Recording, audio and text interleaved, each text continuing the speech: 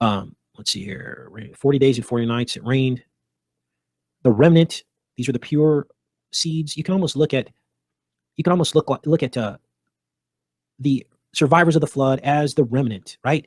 They're the remnant of the pure seed. They are the string of pearls, not thrown before swine or the unclean animals of the ark, but going into the new life, right? So that's how you can kind of look at this stuff. Let's see here. I know there were some other things I wanted to cover with you guys on here. Let's see here. All the flesh died on the earth. Everything of dry land died. Okay, the flesh of everything died. I think it was in Genesis 8. Noah comes out of the ark. He's in there for a very long time with his family. Of course, you guys know the story. He sends out a raven, then he sends out a dove. Raven evil, dove good. It's a omen of goodness for the future. Okay, God then promises the rainbow that it will not wipe out. He will not wipe everything out ever again with water like that. Now this is interesting. The fountains of the deep and the windows of heaven is where the water came from. And when you look at, I mean, this is uncanny, you guys. Anatomy of the human eye. The fountains of water came from the deep, from below the earth, and they also came from heaven. And so when we look at that, we see, again, remember, the lens, this is the earth, the lens of your eye. And what is underneath the lens? Underneath the lens is the aqueous humor, a fountain from the deep, below the earth. What is above the lens? The vitreous humor, which is inside the cavity of your eye. Here it is here. So we have both, all right? Exactly how it's outlined in the Bible. And why would God do this? Why would he fashion these biblical events after the anatomy of our eye? Because he knew that this was the most complex organ in your body. And he knew that it would take thousands of years for man to actually understand the inner workings of the eye, right? He also knew that the enemy would want to be like the Most High, and he would use his version of the eye, the all-seeing eye atop the Illuminati pyramid, to try to deceive us, right? And to try to take credit, because it says he would like to be like the Most High, which in fact is in Amos 3:7, which is 73 backwards, right? So do you see how all of this fits together? Okay, here's the aqueous humor, the water above, the water below, the flood, right? To wash away what? The sin. Born into sin, child in the uterus, born into sin. God basically flushed the toilet on humanity to restart the bloodline so that Jesus could come and save the world. You know, after covering stuff like this, I wonder how anyone could deny Christ at this point. The Bible is the only place that puts all of this together like this, right? Here's your sevens again. The ark rested in the 7th month, 17th day of the month. There's your sevens, the rainbow. Everything's pointing forward to the rainbow, all right? He sends out the raven. He sends out the dove, okay? The dove comes back with an olive leaf. This is Jesus. It's like a little omen pointing forward to Jesus, the Mount of Olives, the olive leaf. They come out of the ark, the clean beasts, the unclean beasts. And the Lord smelled a sweet Savior.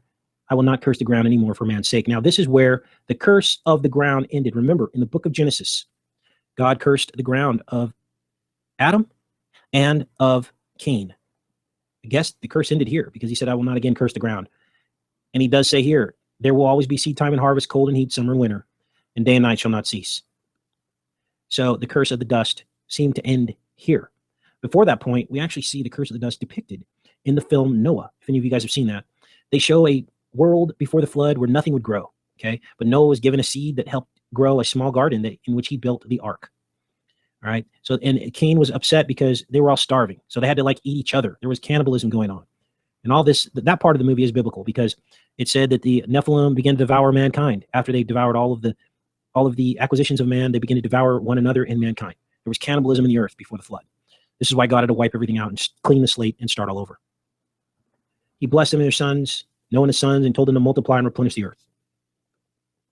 He said that the fear of you and the dread of you shall be upon every beast of the earth, upon every fowl of the air. Fishes of the sea, and into your hand they will be delivered. Every moving thing that liveth shall be meat for you.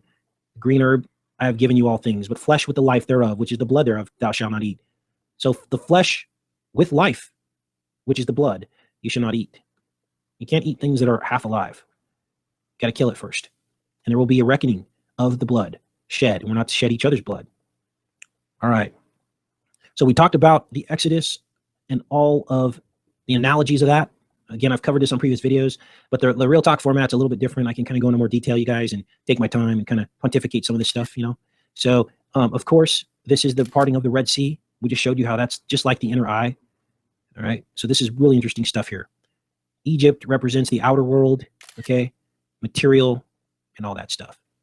We did a video on the snowflakes and noticed that all of them are hexagonal in nature. I think what I wanted to say about this is we know who the ruler of the air is. That is Satan. And I believe that Saturn is basically his home base, his empty star from which he rules our air. And the things that are manifest into this reality are basically honeycomb or hexagonal in nature. And that's why Saturn has a hexagon in its north pole. It's almost beaming out in different processes, like for instance, a snowflake. They form into these patterns because the Bible tells us that that's the case. Now, for those of you that are skeptical, please understand that in the book of Genesis, it says there was no rain before sin entered the world. There was no rain or snow or sleet or anything. There was a fog that came up, a mist that emerged up from the ground. That's exactly what the Bible says. So all this precipitation is new. This is based on a world of sin. So it could make sense that a snowflake, that is, all snowflakes are in the shape of a hexagon, that they could in fact be manifesting out of the frequencies coming out of Saturn. And this is where things get interesting because some of us get like tinnitus in our ears at times, high tone frequencies. Now, there is a precedent for this, you guys, and it's called cymatics, all right? This is unbelievable. You would never know this unless you've already looked into cymatics, but certain sound waves actually create geometric patterns. This is the process of cymatics. They take some kind of a medium like sand or water, and they basically send high tone frequencies, low and high tone frequencies through the substrate, materializes into these complex geometric patterns. And this is exactly what I believe is happening when a snowflake is formed. Now, in the beginning was the Word, and the Word was God. Through his words, creation came into effect, and he created us. But we also live in sin, and God tells us who the ruler of the air is. So it makes sense that things that come out of the air could have been formed by the enemy through its rule over this planet. And that's what I believe is happening with a snowflake. I think I had this pulled up because I was trying to find where on Earth we've experienced 3 days of darkness during the winter, on the winter solstice, which is like December 21st, 22nd. And I knew that if you go into the latitudes of the Earth near the Arctic Circle, that there was a certain latitude that would have exactly 3 days where the sun did not come above the horizon, 3 days of darkness. And I determined that that was about 60, I think it was 69 degrees north latitude. But I went to try to find a town or city on that line, and I could not find one town or city around the entire globe that fell exactly on this line. So basically, you could not go to a city and rent a hotel and experience the 3 days of darkness. And that's odd to me because you would think that there would be some city on that line, but there is actually not. And you can check that for yourself because it says here, see, like this is actually Tromsø, Norway, and it's very close to that line. But as you can see, they're getting, let's see, this one has almost a full month of darkness, and then it like varies. So some have a full month, some have a few weeks, but I could not find one city that had exactly 3 days of darkness. And this was just something I was researching. So thought I'd pull that up for you guys. Let's take a look here. Now, this was a film called The Fourth Kind. Someone asked me to look into this film. In this film, these people, 5 different people, experience this crazy encounter about 2 o'clock in the morning where an owl is outside their window, and then they feel like the owl comes into their bedroom. They feel like it's some kind of alien abduction. So I took some screenshots from this film. One I noticed was the rainbow, all right? Now, for everything God does that is good, the enemy will have something bad as a counterfeit, okay? Here's the owl. Now, what this represents are the owl in the night sky, all right? The owl in the night sky is our prison. We're stuck here because we can't get through the optic nerve to the Father, only through Jesus Christ, okay? He has to return to come get us. You can't achieve that in our present reality, okay? People can try. There were a few people that transfigured to heaven directly back when we were far more perfect than we are now. Enoch, Elijah, and of course, Jesus Christ. This number 89 is a Fibonacci number. We're talking about the Fibonacci sequence, the golden rectangle, okay? All of that is encoded in this film. This film grossed 98 million, and there's the 89 backwards on the shirt, okay? This girl's blind. There's your sight reference, right? If you go blind, you gain sight, all right? So I just wanted to pull those up for you guys, cover a little bit of that movie called The Fourth Kind, The Owl Lies in the Night Sky. So what we're finding here is that Enoch actually handed down the skins given to him by Adam, given to him by God, handed down from Adam and Eve. The skin described in the book of Genesis was handed down through the generations. Methuselah gave them to Noah, and they were stolen from Noah by Ham. These are the skins that they're talking about. This is the tent. This is Noah naked in the tent. His skins were taken from him. So we are seeing that the Bible has been mistranslated, that it wasn't literally Ham seeing Noah naked and drunk in the tent. This is the stealing of the garments outlined here in the book of Joshua. It is as clear as day. Ham then gave these skins to Cush in secret, and Cush had them for many days, Cush being the father of Nimrod. And when the garments were finally handed down to Nimrod, he became a mighty hunter and gained strength from these garments. He rose up against his brethren and fought the battles of his brethren against all their enemies round about. And the Lord delivered all the enemies of his brethren in his hands. And God prospered him from time to time in his battles. And he reigned upon the earth. Now again, Nimrod is the one who built the Tower of Babel. So at a certain point, he began to defy God. And Nimrod became mighty and great, and ruled over all of his brothers, all of the sons of Noah, before transgressing God. God allowed him to become mighty. But then he made gods of wood and stone, and he bowed down to them, and rebelled against the Lord, and taught all his subjects and people of the earth his wicked ways. And Mardon his son was more wicked than his father. Then he bragged about it and said, From the wicked go forth wickedness. And it became a proverb in the earth. From the wicked goeth forth wickedness, and it is current in the words of men from that time to this. There is more to the story in the book of Joshua that gives us clues about the things that were left out of the Bible. We're also going to cover the center earthquake that shook the world. All right, first of all, we're going to finish up the book of Joshua. And this chronicles the story of Aaron and Moses' first time standing in front of the Pharaoh. And remember, Moses had just acquired the magic wand with the name of God written upon it. He was able to pull it from the garden where no one else had been able to pull that wand from the garden. They call it a staff. We'll call it a staff just for reference's sake. And when I heard the story of what actually happened, this is where I was just very intrigued. So they're standing before the Pharaoh, and the king said to them, But who will believe you that you are the messengers of God and that you have come to me by his order? Now, Moses had just told the Pharaoh that he needed to release God's people, the Israelites, from bondage, because he was an unfair leader and an unfair king. And the Israelites had suffered for many, many years. So Pharaoh asked for a sign and a wonder in the matter so that they could be believed. And Aaron hastened and threw the rod out of his hand before Pharaoh and before his servants, and the rod turned into a serpent. The sorcerers then saw this, and they cast each man his rod upon the ground, and they became serpents. And the serpent of Aaron's rod lifted up its head and opened its mouth to swallow the rod of the magicians. Now this is where my mind was blown, because Balaam the magician answered, this is on the Pharaoh's side, and said, This thing has been from the days of old, that a serpent should swallow its fellow, and that living things devour each other. This was part of the curse. He shall bruise him in the head, and he shall bruise you in the heel. The serpent will eat dust all the days of its life. This is the serpent eating its tail. This is the Ouroboros. This is the sine wave. The serpent eating its tail over and over, locked in this dimension, in this reality. So they call it out here in the book of Joshua. Then he says here, Now therefore restore it to a rod, and it was at first.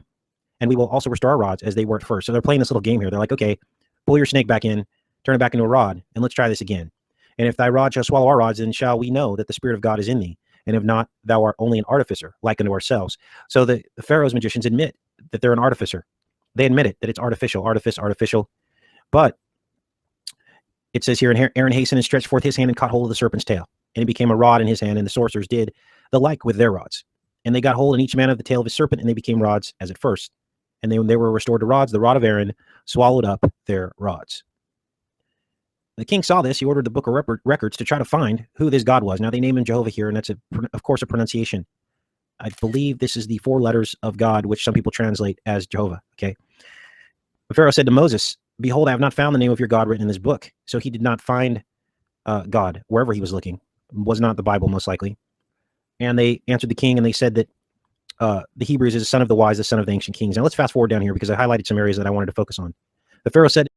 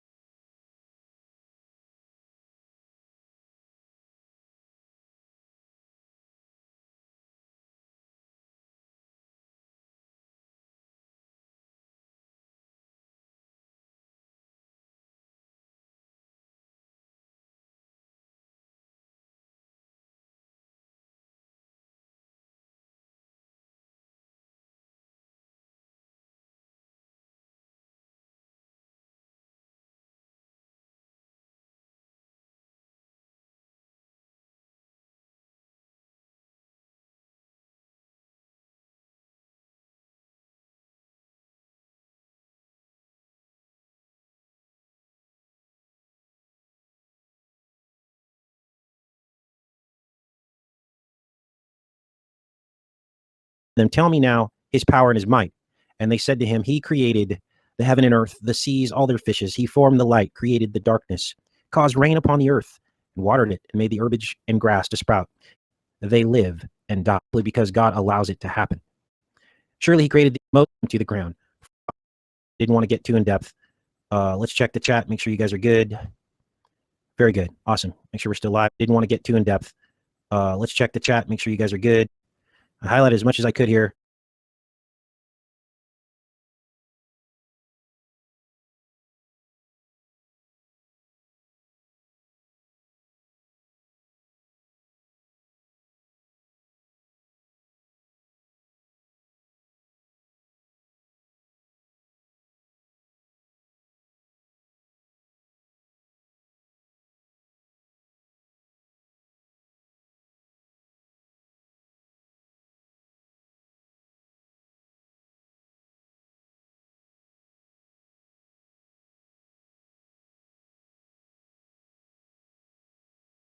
This is a very long book, so I didn't want to get too in depth.